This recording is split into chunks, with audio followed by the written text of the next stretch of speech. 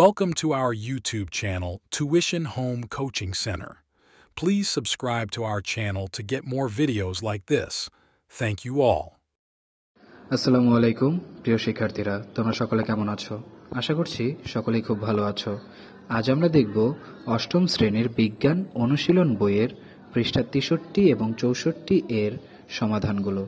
তোমরা যারা এখনো আমার চ্যানেলটি সাবস্ক্রাইব করোনি তারা চ্যানেলটি সাবস্ক্রাইব করে নিও, তাহলে পরবর্তী পড়াগুলো তোমরা এই চ্যানেলে সবার আগে একসাথে পেয়ে যাবে।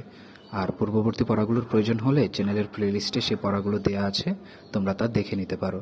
তাহলে চলো শুরু করা যাক আমাদের আজকের পড়াটি।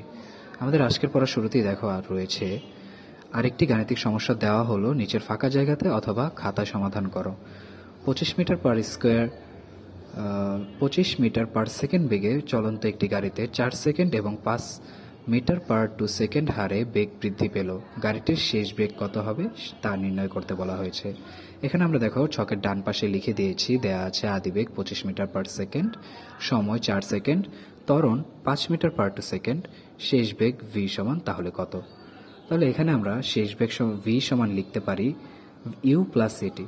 এখানে u হচ্ছে আদিবেগ, আদিবেগের মান 25 যোগ এর মান হলো ত্বরণ যেটার মান 5, এ আর টি এর মাঝখানে গুণ, এবং টি এর হলো সময়, সময় হলো এখানে 4 সেকেন্ড তাই 4। এখানে 25 25 পরের লাইনে প্লাস 4 5 20, 25 আর 20 যোগ করলে এখানে রেজাল্ট আসে আমাদের 45 মিটার পার সেকেন্ড। তাহলে এটি হলো আমাদের শেষ বেগ।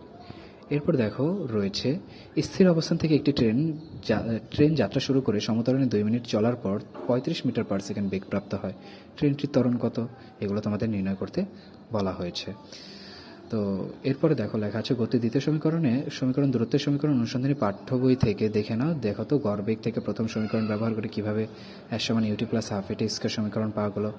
এই সমীকরণ সংক্রান্ত অনুসন্ধানী পাঠ্যে যে উদাহরণ দেয়া আছে তা তোমার খাতায় সমাধান করো। তুমি চাইলে এই সমীকরণ ব্যবহার করে পঞ্চম সেশনে বস্তুর ত্বরণ বের করেছিলে তা আরও সহজে বের করতে পারো। সেক্ষেত্রে ইউ সমান অর্থাৎ আদিবেগ সমান 0 মিটার পার সেকেন্ড ধরলে s সমান আসবে হাফ এটি স্কয়ার বা a সমান 2s বাই টি স্কয়ার। অর্থাৎ মোট অতিক্রান্ত দূরত্বের দ্বিগুণকে যদি ওই দূরত্ব অতিক্রম করতে কত সময় লেগেছে তার বর্গ দিয়ে ভাগ করা হয় তাহলে তুমি ত্বরণ পেয়ে যাবে। চাইলে তুমি আবার করে দেখতে পারো। দ্বিতীয় সমীকরণ ব্যবহার করে আরও কিছু গাণিতিক সমস্যা সমাধানের চেষ্টা করো। এর আগে প্রথম সমীকরণ অর্থাৎ v সমান ইউ প্লাস এটি, এই সমীকরণ ব্যবহার করে গাড়ির শেষ বেগ বের করেছিলে মনে আছে? গাড়িটির ওই ত্বরণ নিয়ে কত দূরত্ব অতিক্রম করবে বলতে পারবে? নিচে হিসাব করে বের করো। আমরা জানি অতিক্রান্ত দূরত্ব s সমান ইউটি প্লাস হাফ এটি স্কয়ার, হাফ মানে হলো 0.5। এখন এখানে আমরা দেখো ডান পাশে লিখে দিয়েছি আদিবেগ ইউ সমান 25 মিটার পার সেকেন্ড, সময় টি সমান 4 সেকেন্ড, ত্বরণ এ সমান 5 মিটার পার 2 সেকেন্ড, অতিক্রান্ত দূরত্ব s সমান কত। তাহলে s সমান আমরা লিখতে পারি যেটা ইউটি প্লাস হাফ এটি স্কয়ার, হাফ মানে হলো 0.5। এখানে ইউর মান 25, টি এর মান 4 প্লাস 0.5 ইন্টু এ ত্বরণের মান 5, টি সময় হলো 4 সেকেন্ড তাই 4 উপরে স্কয়ার। এখানে 4 25 100 প্লাস 0.5 ইন্টু 5 যদি আমরা গুণ করি তাহলে রেজাল্ট আসে 2.5 ইন্টু 4কে স্কয়ার করলে 16।